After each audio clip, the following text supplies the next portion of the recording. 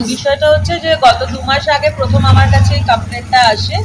সুমিতা কাছে প্রথম কমপ্লেনটা আসে এবং সুমিতা আমার সাথে যখন যোগাযোগ করে জানায় যে ম্যাম এরকম একটা ডোমেস্টিক ভায়োলেন্সের কেস রয়েছে, তো আমরা তখন ওভার দ্য ফোন কথা বলি পম্পার সাথে, এবং কথা বলার পরে আমি পুরো ঘটনা শোনার পর আমি ওকে বলি আমাদের অফিসে এসে দেখা করতে। কিন্তু ইন বিটুইন আমি ওর কেসের প্রত্যেকটা আপডেট পাই এবং রাত্রি 12টা 1টা এরকম সময় আমার কাছে পম্পা ফোন করেছে, যখন বাড়িতে তাণ্ডব নৃত্য চলছে, মার তোর অশান্তি ঝগড়াঝাটি। কিন্তু ওরা থাকে অনেকটাই দূরে, হাওড়া রুবি পার্কে ওরা থাকে। আমার পক্ষে ফিজিক্যালি তখন আসা সম্ভব হয়নি। সেক্ষেত্রে আমি ওকে বলি যে তুমি লোকাল থানায় কমপ্লেন করো। লোকাল থানা থেকে ওর কাছে রাত বেরাতে পুলিশ আসে, পুলিশ এসে ওকে রেস্কিউ করে। এইভাবে এই 2 মাস ধরে এই যুদ্ধটা আমরা চালিয়ে নিয়ে যাচ্ছিলাম। ফাইনালি পম্পা আমাকে জানায় যে ম্যাডাম আমি বাড়ি থেকে বেরিয়েছি, আমি আর অত্যাচার সহ্য করতে পারছি না, আমি বাড়ি থেকে বেরিয়ে এসেছি, আমি বাড়ি থেকে বেরিয়ে নিজের মতো আছি। আমি অনেকবার ওকে বলেছি তুমি একটা চাকরি যখন করছো আস্তে আস্তে বেটার চেষ্টা করো, দুটো মেয়েকে নিয়ে আলাদা থাকো। যাই হোক, ও চেষ্টা করে গেছে, ও শেষ অবধি চেষ্টা করেছে, কিন্তু ফাইনালি যখন পারেনি ও বাড়ি থেকে বেরিয়ে এসছে। কিন্তু সমস্যাটা হচ্ছে বাড়ি থেকে বেরিয়ে আসার পরে ওর বড় মেয়েটাকে ওর বর এবং ওর শাশুড়ি সামহাও ম্যানিপুলেট করে বাড়িতে আটকে রাখে, এবং তারপরে ওকে মেয়েকে মায়ের সঙ্গে কোনো রকম কোনো যোগাযোগ করতে দেয় না, মায়ের সঙ্গে কোনো কমিউনিকেশন করতে দেয় না, মেয়েকে স্কুলে পাঠায় না, টিউশনে পাঠায় না। মেয়েটাকে রীতিমতো আজ বিগত 5 দিন ধরে গৃহবন্দী করে রেখে দিয়েছে। এবং তারপরে মেয়ে কোনোভাবে যোগসূত্র করে মায়ের সাথে, মাকে জানায় যে আমার পুরো টর্চার হচ্ছে, আমাকেও মদ্যপ অবস্থায় বাবা মারধর করছে, গালিগালাজ করছে, আমি এখানে থাকতে পারছি না, আমাকে নিয়ে যাও। পম্পা তখন আমাদেরকে জানায়, এবং আমরা তখন ডিসাইড করি যে আমরা পুরো টিম মিলে আমরা মেয়েটিকে রেস্কিউ করব। কারণ এই মুহূর্তে যদি আমরা যেটা প্ল্যান করেছিলাম যে মেয়েটিকে যদি আমরা রেস্কিউ না করতে পারি, কোনো মানে যদি মেয়েটি না আসতে চায় বা কোনোভাবে যদি মেয়েটিকে না আসতে পারি, আমরা চাইল্ড ওয়েলফেয়ারেও এটা কমপ্লেন করবো ডেফিনেটলি। এখনো করবো চাইল্ড ওয়েলফেয়ারে কমপ্লেন, কারণ কোনো ইনটক্সিকেটেড পরিবেশে কোনো 12 বছরের বাচ্চা বেড়ে উঠতে পারে না। ওর ওয়েলবিং এর জন্য আমাদের এটা চাইল্ড ওয়েলফেয়ারে জানানো 100% উচিত। আচ্ছা, এই মুহূর্তে পম্পার একটা মেনটেনেন্স কেস এবং বধূ নির্যাতন কেস অলরেডি চলছে।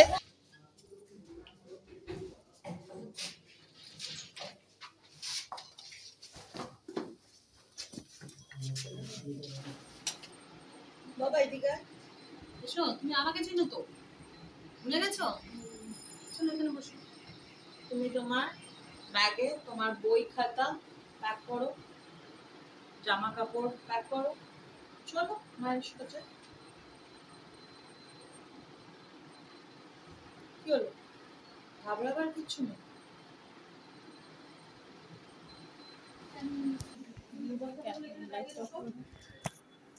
এখানে স্কুল ব্যাগে যতগুলো বই ঢোকাও, তারপরে বলে নিচ্ছি স্কুল ব্যাগে ঢোকাও, নিয়ে নিচ্ছি।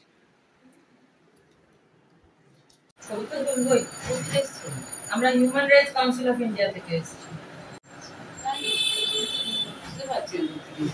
একজন তো আসছে না, কালকে একজন এলো, পুলিশ এলো, পুলিশকে নিয়ে এলো, আপনারা যা কাণ্ড কারখানা করছেন তা তো আসতেই হবে। কি করেছে আমি শুনবো, আমার খুব ইচ্ছে একতরফা শুনছেন তো, আমার তো কথা শুনছেন না। মানুষ একতরফা, আমি যদি একটা আপনাকে দেখে নিয়ে এসে বলি, আপনাদেরকে বলে বলি, আপনার আমার আপনার ছেলে অ্যালকোহলিক তো? হ্যাঁ, সবার সেটা খাচ্ছে তো, সবাই তো এখন যে তাই হয়ে যাবে, মেয়েরা খাচ্ছে ছেলেরা। হ্যাঁ, আপনার ছেলে অ্যালকোহলিক, তা আপনার ছেলেকে ট্রিটমেন্ট করান না কেন? রিহ্যাবিলিটেশন বলে তো একটা ট্রিটমেন্ট হয়, জানেন তো? রিহ্যাব হয়। 2 বছর আগে বউয়ের গায়ে আগুন দিতে গেছিলেন, জেলে ছিলেন। আমি গায়ে আগুন দিতে গেছি? জেলে শুনবেন, আর কথাটা পরিষ্কার, আপনি জেলে ছিলেন, আমাকে যখন ব্রেন করছেন জেলে তো আপনাকেও পড়ে যেতে হবে। আপনি এসে একা একা ঘরের মধ্যে আমি প্যাসেঞ্জার ঠেলে নিলাম, নিয়ে আপনাকে বলতেন যে আপনি দিয়েছেন। পাশের লোক জানবেন না যে প্যাসেঞ্জার দিলে একটা অত বড় বয়স্ক মেয়ে মানুষ গেছে না, একটা এত বড় 12 বছরের মেয়ে চিৎকার করে না, মা গায়ে প্যাসেঞ্জার কেন মামাম দিলে, মেয়েকে জিজ্ঞেস করুন, কাউকে করতে হবে, মেয়েটাকে লুকিয়ে, মেয়েটাকে আলাদা লুকিয়ে।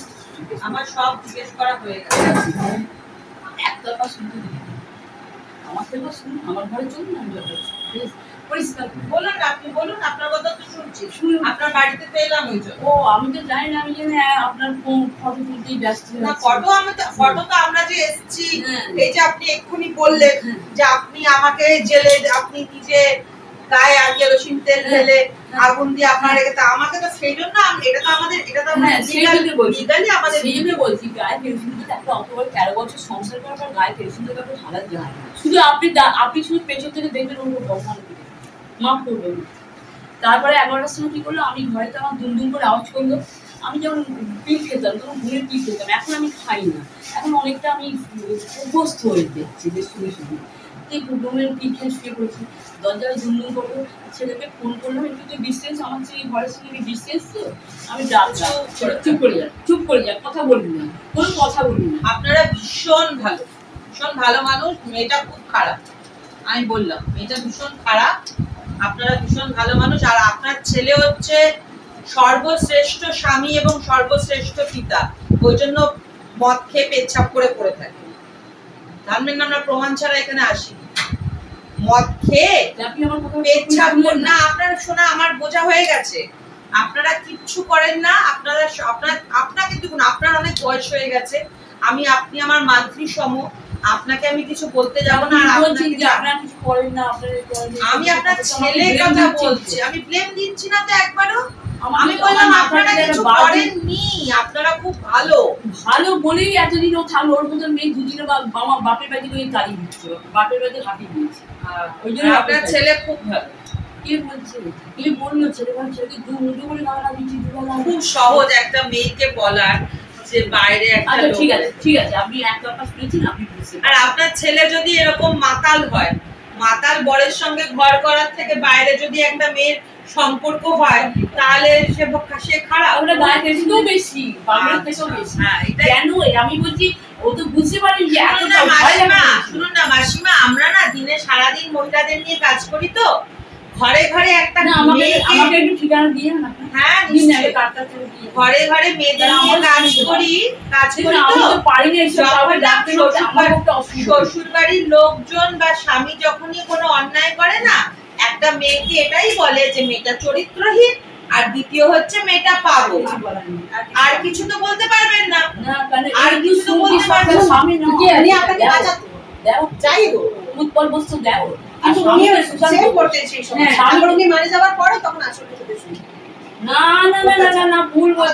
ভুল বলছে। ওই ঘরে দড়ি দিতে গলায় নদী আমার দেওয়ালে পা কাটা ছিল, তো দেওয়ালে পা কাটা ছিল, দেখেছেন? আমি আপনার দেওয়াকে দেখি। শুনুন, মাসের আজকে 5 তারিখ, আপনার ছেলে মাইনে তো নিশ্চয়ই পেয়েছে। হ্যাঁ নিশ্চয়ই, রেলে চাকরি করে, সেন্ট্রাল গভর্নমেন্ট এমপ্লয়ি, দুটো মেয়ে আছে, বউ চাকরি করে, বউয়ের ভরণ পোষণ আমরা চাইবো না। আপনি আমাকে বলুন, দুটো মেয়ের জন্য এই কত 20,000 টাকা হলে এখন তোমার হয়ে যাবে তো? আচ্ছা তাহলে ওর মেয়ে আমার শুনে না তাহলে আপনার ছেলেকে ডাকুন, সবচেয়ে ভালো। হ্যাঁ ওর ছেলে এখন কথা বলার মধ্যে নেই। তাহলে আমি তো টাকাটা না নিয়ে যাবো না বাসি। টাকা তো দিতে হবে। আপনি আমার মেয়েটার ভরণ পোষণের দায়িত্বটা তো আপনার ছেলেকে নিতে হবে।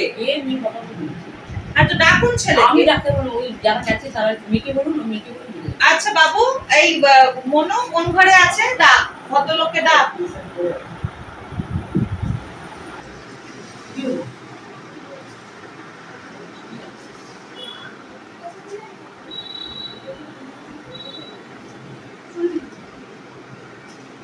আমরা human rights council of India থেকে এসেছি, তো বিষয়টা হচ্ছে আমরা আপনার মেয়েকে নিয়ে যাব এখান থেকে, মেয়েকে তো এখানে রাখবো না, মেয়েকে নিয়ে যাব। তা আপনি তো মেয়ের একটা মান্থলি খরচা তো দেবেন। দুটো মেয়ে রয়েছে, ছোট মেয়েটা রয়েছে, বড় মেয়েটা রয়েছে, মেয়ের মান্থলি এক্সপেন্সটা দিয়ে দিন। আমি মেয়েকে নিয়ে আমরা চলে যাবো। মেয়েকে তো এখানে রাখা যাবে না, কারণ আপনার তো এখানে এটা একটা মানে ইনটক্সিকেটেড পরিবেশে তো একটা বাচ্চাকে আমরা রাখতে পারবো না। মেয়ে কি বলছে যাবো? হ্যাঁ নইলে আমি এখানে আজকে রাজি আসতাম। মেয়ে আজকে রাজি হয়েছে, মেয়ে আমার সেই কাছে থেকে এরকম করছে। রাতে সন্ধ্যাবেলা আপনি কি পড়ে? হ্যাঁ আমি সাউথ কলকাতা থেকে এসেছি। আচ্ছা সুতরাং আমি তো এমনি হাওড়া অবধি যেতে চাইনি। মেয়ে তো মায়ের সঙ্গে আমি বাড়ি এলো, বাসি যাবি না?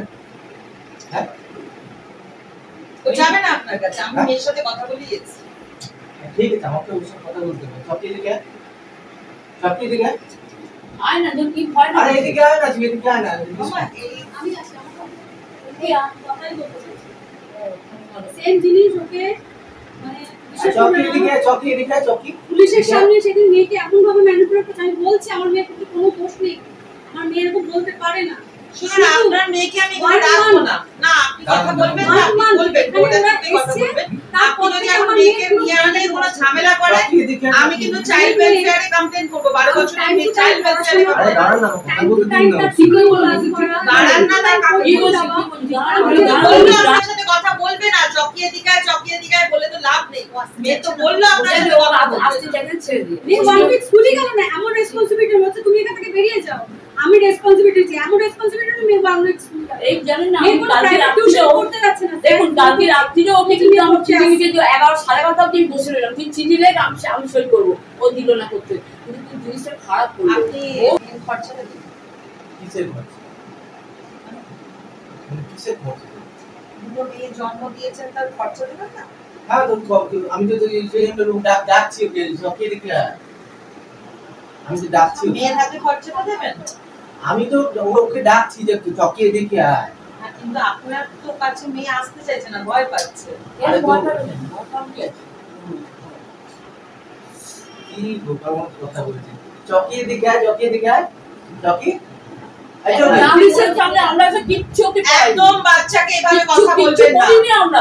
12 বছরের বাচ্চাকে একদম না, এভাবে কোনো মানসিক চোখ- চাপ দেবেন না। না, আপনি সেটা করেন না, আমিও করবো, কোনোদিন করবো। আপনি করছেন। না, করতে মায়ের সাথে পারি না। অসভ্যতাম করেছিল, আমার সাথে না, অসভ্যতাম মায়ের করেছে। সাথে একই করবে। এই জিনিসগুলো আপনি না, করবেন না, না। ওর মা- ও মানসিক চাপে পড়ে ওর মা কিন্তু বলছে না একবার এই কথা। কি? আপনি বলছেন। আপনি জানেন পুলিশ কেসে নিয়ে কি বলেছিল? পুলিশ কেসে নিয়ে সেইগুলো পুলিশ বলছে ঘাট ধাক্কা দিয়ে আপনাকে বার করে দেবে।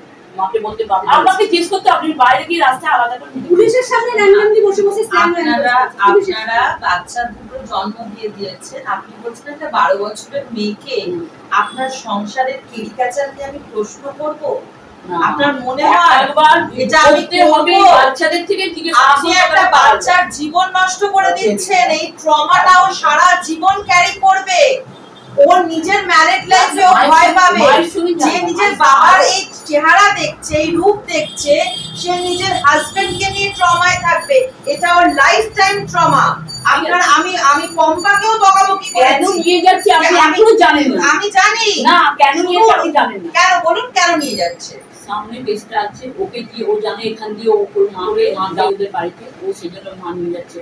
আচ্ছা আসল মাথায় ওকে টুপিটা পড়েছিল আগে করে, এখানকার লোক সব বলেছিল। আচ্ছা যে জানো না কাকিমা, তুমি বিশ্বাস করো না, ওইটুকু বাচ্চা তোমাকে এত ভালোবাসে, তোমার সাথে সবসময় যাতায়াত, সে ওরা এমন করলো ওইখানে নিয়ে চলে গেলাম তো একা।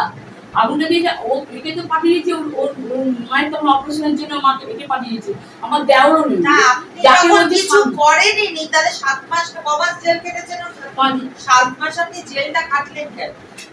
7 মাস বেল পান কেউ ছিল না। ও আপনার কেউ আচ্ছা, আমার মেয়ে পম্পা সবাই আছে, পম্পা সবাই আছে, আপনার কেউ ছিল না। আমার কেউ নেই তো। আমার আপনার একটা মেয়ে কথাটা হাসি পাচ্ছে হাসি হাসুন, ভগবান আপনাকেও হাসাবে একদিন চোখের জলে না।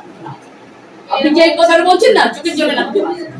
কিন্তু এইসব বাজে কথা আমি সহ্য করছি না। শকুনের অভিশাপে হ্যাঁ, ঠিক বলেছে। গরু মরবে, গরু মরবে, একদম মরবে। উনি বললে আমার দেওরকে স্বামী বলে দিল। সেটা আপনি বাদ দিন না, আপনি মেন পয়েন্টে আসুন। বলছি না না, সেটা তো 5 মাস যাই হোক, আমার কেউ ছিল না, আপনি কিছু করেননি। ও আচ্ছা, টাকার দরকার, জেলে ঢুকলে টাকার দরকার, টাকা কেউ দেবে না। আচ্ছা ঠিক আছে, তারপরে 2 বছরে ভালো করে থাকতে পারলেন না কেন? জেল থেকে বেরিয়ে আসার পরে চাবিটা তো নিয়ে ওখান থেকে নিয়ে আমার ঘুরতে ইচ্ছে না ঘরে। আপনি ওকে চেনেন না, কি চিনি? আমার চেনার দরকার নেই, সব দরকার আছে, সব দরকার। কেন না, আমি একটা কথা জিজ্ঞেস করছি, তুই কি চলে যেতে চাইছি? হ্যাঁ, যা চলে চলো বেশি কথা বলো। যা যা যা, ভালো।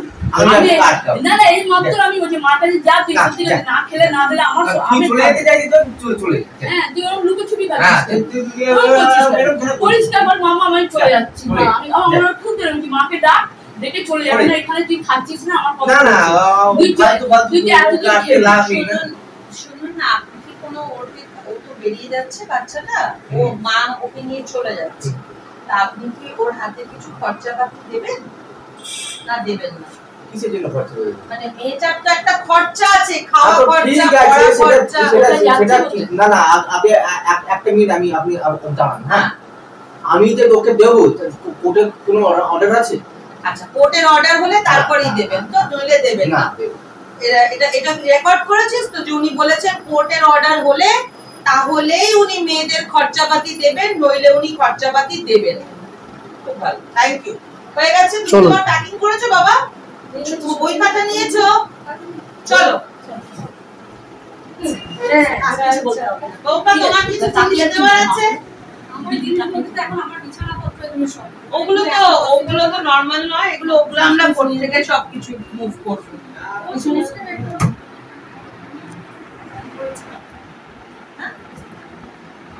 ফোন করেছিলাম না,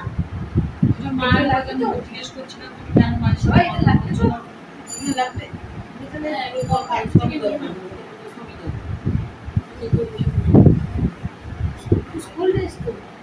বিয়ে হয় 2010 সালে। আমার মানে দেখাশোনা করে বিয়েই হয়েছে, কারণ আমার অফিসের কলিগের থ্রুতে ওর সঙ্গে আলাপ হয়েছিল। আমার বাড়িতে লাভ ম্যারেজ অ্যালাউড নয় বলে আমার বাড়িতে জানানো হয়। আমার জ্যাঠা শ্বশুরের কথাতেই আমার বিয়েটা হয়। থেকে ডে 1 থেকে আমার শাশুড়ি আমাকে অকথ্য ভাষায় বলে যাচ্ছে এই মেয়েটি ঘরে এসছে, তারপর থেকে এইসব ধরনের ঘটনা। তারপরে নতুন যেহেতু বিয়ে হয়েছে সব কিছু মেনে নিচ্ছিলাম। প্রথম আমাকে জ্যাঠা শ্বশুর বললো তোরা আলাদা থাক। আমরা আলাদা ছিলাম 4 মাস মতো। 4 মাস পরেই আমাকে আবার বলছে আমার হাজব্যান্ড যে আমরা এখানে আলাদা থাকবো না, বাড়িতে ফিরে যাবো। গিরিশ পার্কে আমাদের বাড়ি, গিরিশ পার্কের বাড়িতে আমরা শিফট করলাম। বাট ওখানে দিন রাত্রি অন্তঃকলহ। আমার হাজব্যান্ডকে ডেইলি রাতে রাতে বাড়ির বাইরে ছেড়ে দিতে হবে, বাড়ির বাইরে এসে মদ্যপ অবস্থায় ঘুরে বেড়াবে, কোথায় থাকছে, কীভাবে থাকছে, কখন আসছে, কখন যাচ্ছে, কিচ্ছু জানতে পারতাম না। আমাকে অকথ্য ভাষায় আমার শাশুড়ি গালিগালাজ করে, এরকম নিত্য নতুন চলতে থাকে। তারপরে আমার বড় মেয়েটির জন্ম হয়, কিন্তু বড় মেয়েটির জন্ম হওয়ার পরে আমি তাকে কারণ মদ্যপ অবস্থা থেকে সুস্থ জীবনে ফিরে নিয়ে আসার জন্য অনেক চেষ্টা করি। সেদিন বাচ্চাটাকে তার পায়ের সামনে ফেলে দিয়ে বলি রাত্রি 12টার পর আমি বাড়ির বাইরে যেতে দেবো না। তার জন্য নাকি আমি খারাপ, আমি অসভ্য বাড়ির মেয়ে, আমি নোংরা পরিবারের মেয়ে। আমি যথাযথভাবে চেষ্টা করেছিলাম আমার হাজব্যান্ডকে সুস্থ জীবনে ফিরিয়ে নিয়ে আসার জন্য।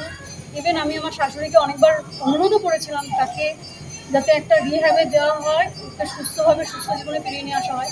যেহেতু আমার ননদ পরিচালনা করে রীতিমতো আমার শাশুড়িকে, ননদ বলে দিল না ওকে রিহ্যাবে দিতে হবে না, রিহ্যাবে দিলে মরে যাবে, মরলে বাড়িতেই মরে। তার পরিণতি আজকে এখানে এসে দাঁড়িয়েছে। এই করতে করতে আমার দ্বিতীয় সন্তান আসে। আমি দ্বিতীয় সন্তান নিতে চাইনি। আমার হাজব্যান্ডের মানসিকতাটা যে এখনও ওই পর্যায়ে রয়েছে সেটা আমার জানা ছিল না। তার পুত্র সন্তানের ইচ্ছায় সেকেন্ড বাচ্চাটা আসে পৃথিবীতে, এটা আমি জানতে পারি রিসেন্টলি।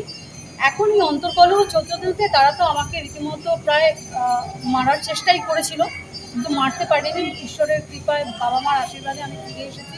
আমাকে তারা কেরোসিন তেল ঢেলে পুড়িয়ে দেওয়ারও চেষ্টা করেছে, কিন্তু তারা তাদের বোধগম্য এখনও হয় না, তারা নিজেরা এখনও পর্যন্ত নিজেদের জায়গায় ফিরতে চায়। আমার তো কোনো খরচাপাতি দেয় না, প্লাস আমার দুটো বাচ্চারও কোনো খরচাপাতি দেয় না। আজকে যদি আমার বাবা মা, আমার দাদা ভাই তাদের সাপোর্ট যদি না পেতাম, আমি এই দুটো বাচ্চাকে নিয়ে মানে রাস্তায় রাস্তায় ঘুরে বেড়াতে হতো। এরকম পরিস্থিতি আমার এসে গিয়েছিল। আজকে তাদের মানে সাহায্যে আমি আজকে উঠে দাঁড়াতে পেরেছি। আমি নিজে একটা ছোটোখাটো চাকরিতে জয়েন করেছি রিসেন্টলি। বিয়ের আগে করতাম, সেই চাকরি বন্ধ করে দেয় অনেক রকমভাবে। যেই চাকরি করি তাতে আমার ঠিকমতো চলে না। আমি তাও বড় বাচ্চাটার দায়িত্ব নিয়ে বড় বাচ্চাটাকে মানুষ করবো, দিদিদেরকে জানাই, দিদিদেরকে বলি এরকম এরকম ঘটনা হয়েছে আমার সঙ্গে। আজকে সুমিতা দিদি, আমাদের এই দিদি যদি আমাকে হেল্প না করতেন, আমি আজকে মেয়েকে ওদের অবস্থা থেকে বাঁচাতে পারতাম না। আমি দিদিকে মানে সামনাসামনি প্রমাণ দেখিয়ে দিলাম যে আমার হাজবেন্ড কী অবস্থায় ড্রাঙ্ক করে, আপনি ঘরে ঢুকতে পারবেন না। এই দাদা আমার সঙ্গে আমার পিছনে পিছনে গেছিলেন, রুমটা দেখলেন, বিছানা নোংরা, বিছানার মধ্যে টয়লেট করে, ঘরে টয়লেট করে, মানে দুর্গন্ধ অবস্থা, সেই ঘরে থাকা যায় না বাচ্চাকে।